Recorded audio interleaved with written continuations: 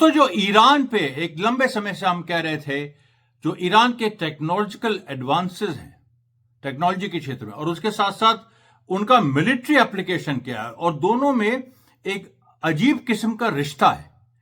यह केवल ईरान ने विकसित किया है कि मिलिट्री ग्रेड रॉकेट से अपने सिविल नीड्स के लिए भी टेक्नोलॉजी पैदा करना और फिर उसको फिर मिलिट्री यूज में लगाना, जिसकी वजह से जो अभी युद्ध चल रहा है, और युद्ध ही मैं उसको कहूंगा, एक्सेस ऑफ रेजिस्टेंस का ईरान लीडर है, और जो घोषित युद्ध अमेरिका इजराइल एक्सेस के खिलाफ अगर चल रहा है तो वो ईरान के नेतृत्व में चल रहा है, जिसमें हिजबुल्ला और सीरिया के रेजिस्टेंस, उसके साथ साथ वेस्ट बैंक गाजा का रेजिस्टेंस, हमास, आप सब जानते हैं, वो पूरा बैकग्राउंड जानते हैं, और जो वाइडर ग्लोबल अलायंस है ईरान, रशिया और चाइना का against Israel, America and NATO imperialism. तो इस लड़ाई के लिए इसमें जानना जरूरी, क्योंकि ईरान बिल्कुल फ्रंट लाइन स्टेट है।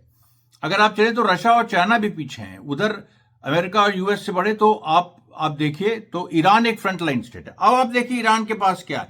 ईरान ने 3 नई सैटेलाइट डेवलप की हैं और वो लॉन्च होने जा रही हैं।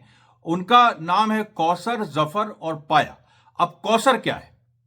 कौसर जो है, देखिए, ये एक तरह से एग्रीकल्चर को मैप करने की यूनिक टेक्नोलॉजी है। Kausar 1.5 is like the high-tech farmer's best friend. It snaps super sharp images, 3.5 meters per pixel, to keep an eye on crops and land. Plus, over 85% of its parts are made in Iran, showing off serious self-reliance. तो कौसर के माध्यम से बहुत आसानी से agriculture में, और इसके जो माइन्यूट पिक्सल्स हैं, उन माइन्यूट पिक्सल से जो एक एग्रीकल्चरल आउटपुट ईरान का बढ़ सकता है, वो तो है ही। उसके साथ साथ इसकी इमेजिंग में, और जो आगे मैं बताने वाला हूं उनमें, उससे अगर उसको जोड़ दिया जाए तो वो एक बड़ा, एक तरह से सर्वेलेंस सिस्टम भी बन सकता है। क्योंकि जो दूसरा जिसके बारे में बात करने जा रहे हैं वो है जफर। जफर का मतलब होता है जीत, और जफर एक ऐसा सैटेलाइट है जो ईरान में बना है। करीब 80 to 85% उसके पार्ट्स ईरान में ही बने हैं। कौसर के भी हैं, पाया के भी हैं, जो अभी इसके बाद बताएंगे। और जफर जो है उसकी भी आप खासियत देखिए। Zafar is an environmental watchdog with sharper imaging than its earlier versions. It'll track water, forests, and even map out areas after floods or quakes. तो जफर में क्या है कि ये एनवायरमेंटल डिजास्टर्स प्रिडिक्ट कर सकता है। ये बहुत सारे इस तरह से waterways, rivers, lakes, even seas, समुद्रों को भी मैप कर सकता है। अब आप देखिए जो तीसरा है पाया। और पाया जो है वो इन सब का वो टीम लीडर है, एक टीम बनती है। जफर, कौसर और पाया की एक टीम बनती है। And then there's Paya, the team player. It works hand in hand with the others to boost precision agriculture, environmental monitoring, and national planning. All 3 are heading up to about 500 kilometers above Earth, joining forces in orbit. Think of it as Iran building its own mini Starlink, but for science and sustainability. तो मित्रों ध्यान रखिएगा कि ये जो तीनों systems हैं, ये एक साथ मिलके काम करेंगे, और इनका मतलब इनका जो मकसद है वो ईरान के जो डेवलपमेंट में है ही। ईरान का जो एनवायरमेंटल एक डेवलपमेंट है, उसका जो एग्रीकल्चरल डेवलपमेंट है, प्लस जो डिजास्टर्स को प्रिडिक्ट करना, ये जो सारी चीजें वो तो हैं ही। लेकिन ये सैटेलाइट्स अल्टीमेटली मिलिट्री सर्वेलेंस का एक बहुत बड़ा हथियार है इन तीनों का। ये देखिए, मेरा इंटरप्रिटेशन है कि ये जो तीनों हैं ये बहुत बड़े एक तरह से सर्वेलेंस के हथियार हैं, जो एक्सटर्नल सर्वेलेंस कर सकते हैं। ईरान के बाहर जो और दुश्मन ताकतें क्या कर रही हैं उसका सर्वेलेंस कर सकते हैं। उसके साथ एक और चीज है, शाहिद कॉन्स्टिलेशन, सुलेमानी कॉन्स्टिलेशन, जो जनरल सुलेमानी के नाम, जो एक तरह का पूरा एक सीरीज ऑफ सैटेलाइट्स बनी है। ये छोटी छोटी सैटेलाइट्स हैं, इनकी आप इमेजेस देख सकते हैं, और ये बड़ी संख्या में एक साथ काम करती है। और इनका काम है कम्युनिकेशन नेटवर्क्स को और शार्प करना। अब जैसे आपको पता है कि 12 दिन के युद्ध के दौरान इजराइल ने हमला करके सबसे पहले ईरान के कम्युनिकेशन सिस्टम्स जाम किए। अब ये जो शहीद सुलेमानी कॉन्स्टिलेशन ऑफ सैटेलाइट्स हैं, छोटे छोटे सैटेलाइट्स, ये ऐसे किसी भी कम्युनिकेशन जैम के खिलाफ काम करेंगे और पहले से प्रिडिक्ट कर देंगे कि एक कम्युनिकेशन जैम होने जा रहा है। इसराइल के ईरान के सोचिए बड़े बड़े डिफेंस मतलब बड़े बड़े एयर डिफेंस सिस्टम्स जाम हो गए थे कुछ समय के लिए, इसीलिए शुरू में इसराइल ने बमबारी करके 28 टॉप लाइन लीडर्स को, ईरान के मिलिट्री लीडर्स को मार दिया था। अब ये जो है, ये जो शहीद सुलेमान या शहीद सुलेमानी कॉन्स्टिलेशन है, ये देखिए प्रिवेंट करेगा और ये एक पूरा एक तरह से छतरी का काम करेगा आकाश में। और इसको अगर आप जोड़ दीजिए जफर पाया और कौसर से, तो आप देखिए कि कितने ऐसे पहलू हैं जिनको ये सारे जो नए सैटेलाइट्स हैं ईरान के, वो इनको मैप कर रहे हैं, वो इनको देख रहे हैं। अच्छा, उसके बाद दूसरी चीज देखिए, जो एस्ट्रोनॉटिकल बातें हैं। अब एस्ट्रोनॉटिकल क्या मतलब? एस्ट्रोनॉटिकल का मतलब होता है कि the ability of a country to send mammals and humans into space. अभी तक भारत ये नहीं कर पाया। भारत के 2 लोग स्पेस में भले ही गए, बट वो रशियन सैटेलाइट के माध्यम से, दूसरा एक प्राइवेट एक्सियोम सैटेलाइट थी उसके माध्यम से, वो जो एक प्राइवेट सेक्टर की थी अमेरिकन। तो अभी जो ईरान डेवलप कर रहा है, ईरान ने देखिए क्या किया था कि 2013 में उसने already 2 varieties of rhesus monkey, Pishgam और फरगाम, ये इन दोनों को स्पेस में भेजा था और स्पेस में काफी ऊपर तक ये दोनों गए थे। लेकिन अभी फिर उसके बाद सैंक्शंस का इशू आया। 2015 की जो ट्रीटी है, देखिए राजनीति और टेक्नोलॉजिकल डेवलपमेंट कैसे लिंक्ड होता है। 2015 की ट्रीटी हो गई अमेरिका के साथ और उस समय ओबामा के साथ न्यूक्लियर ट्रीटी। तो उसमें फिर एक ये सारे प्रोग्राम्स, इन पे असर पड़ा। फिर ट्रंप सरकार में तुरंत 2016 में आ गए, उन्होंने वो ट्रीटी रद्द कर दी, तो फिर देखिए सैंक्शंस लग गए।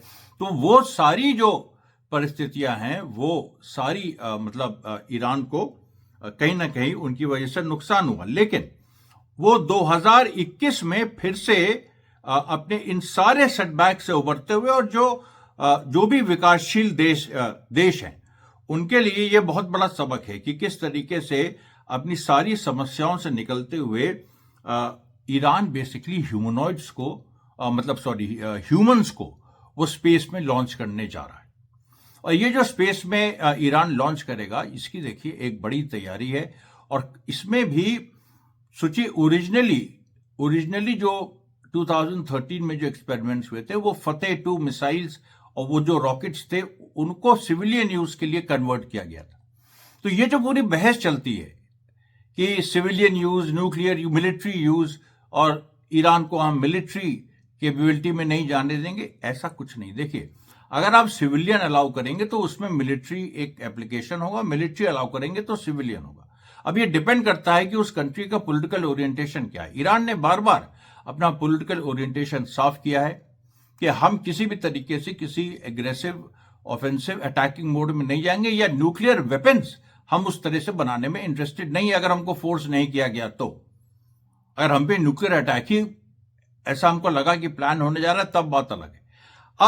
अब आप देखिए कि यहां पर जो फतेह रॉकेट्स हैं, और भी जो रॉकेट्स ईरान के पास है, क्योंकि ईरान ने सबसे पहले मिलिट्री टेक्नोलॉजी पे काम किया, लेकिन वो रॉकेट्स जो हैं कैसे स्पेस में ह्यूमंस को या मैमल्स को, कुछ एनिमल्स को, जो मैमल्स हैं उनको ले जाने का जरिया बना। और ये केवल देखिए, अभी तक मैमल्स भी केवल फ्रांस और चाइना भेज सके, कोई नहीं भेज सका, अमेरिका भी नहीं।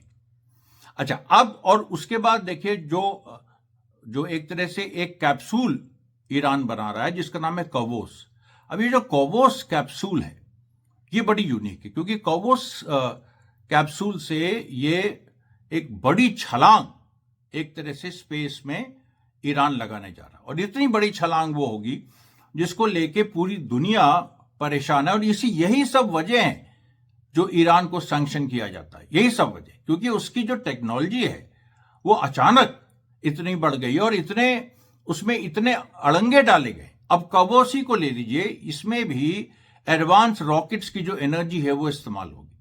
और उसके बाद जब वो स्पेस में जाएगा, वो जो ऑर्बिट करेगा, और उसमें देखिए उसमें ह्यूमंस को भी भेजने की प्लानिंग है।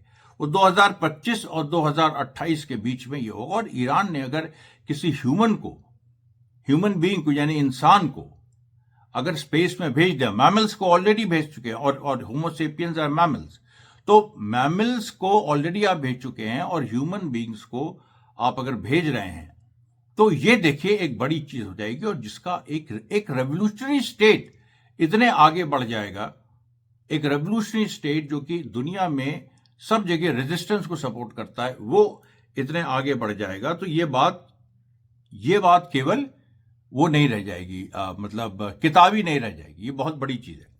उसके बाद देखिए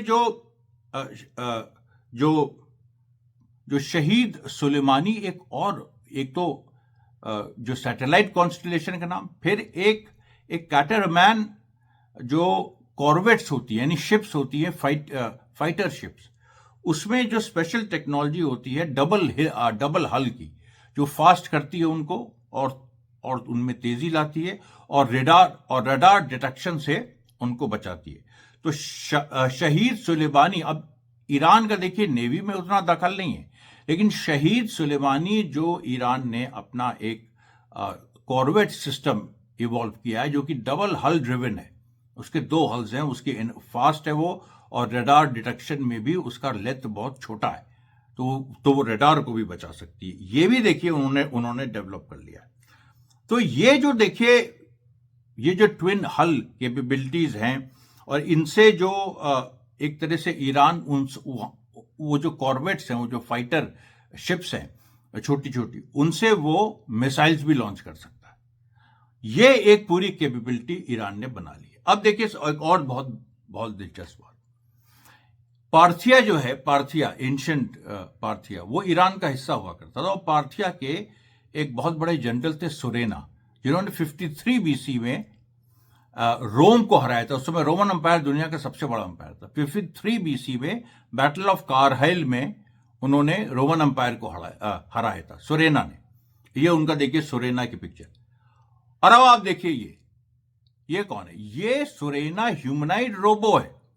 उन्हीं सुरेना के नाम पे ईरान ने ह्यूमनॉइड रोबो बना डाला है और इसको अनवेल किया है। और ये ह्यूमनॉइड जो रोबो है, इसकी जो खासियत है कि ये बड़े बड़े ऑब्जेक्ट्स को ग्रास्प कर सकता है फोर्स के साथ, इसकी ये खासियत है। अब आप देखिए हिस्ट्री और मॉडर्निटी का या पास्ट और प्रेजेंट का कितना खूबसूरत फ्यूजन है। और अच्छा, अब उसके बाद 3 और आप देखिए, वो ये तो हुए ह्यूमनॉइड रोबोज। अब मिलिट्री रोबोज, यानी ऐसे रोबोज जो मिलिट्री कैपेबिलिटी रखते हैं, जो सीधे जंग में पार्टिसिपेट कर सकते हो, उनके भी आप देखिए। एक है कासिम, ये कासिम साहब है, फिर ये दूसरे हैं हैदर साहब हैं, और ये तीसरे हैं कारगिल। ये 3 जो सिस्टम्स हैं, ये जिस तरह से जो ईरान ने बनाए हैं, ये आप देखिए एक लंबी मीटर तक एक मिलिट्री कैपेबिलिटी में आ सकते हैं। इजराइल ने कितने रोबोट्स को यूज किया, ह्यूमनॉइड रोबोट्स को गाजा में कहर ढाने के लिए, मैंने बताया था आपको। और जो उनके जो रोबोट्स थे, सुसाइड रोबोट्स, वो जाके सीधे ब्लास्ट होते थे, बच्चे इतने डर जाते थे। अब ये अच्छा इस्तेमाल ईरान करेगा। एक तो पहले हमने सुरेना के बारे में बताया, और अब जो हम बता रहे हैं आपको कि जो कासिम, हैदर और उसके साथ साथ तीसरा कारगिल, ये तीनों की अलग अलग कैपेबिलिटीज हैं, अलग अलग रेंज पे वो स्ट्राइक कर सकते हैं। और वो सबसे बड़ी बात है कि कोई अगर इन्फेंट्री फॉर्मेशन हो, कोई आर्मी फॉर्मेशन हो, उसके साथ चल के इनके अंदर वो अडेप्टेबिलिटी है कि ये किसी भी मिलिट्री फॉर्मेशन में अडेप्ट हो सकते हैं।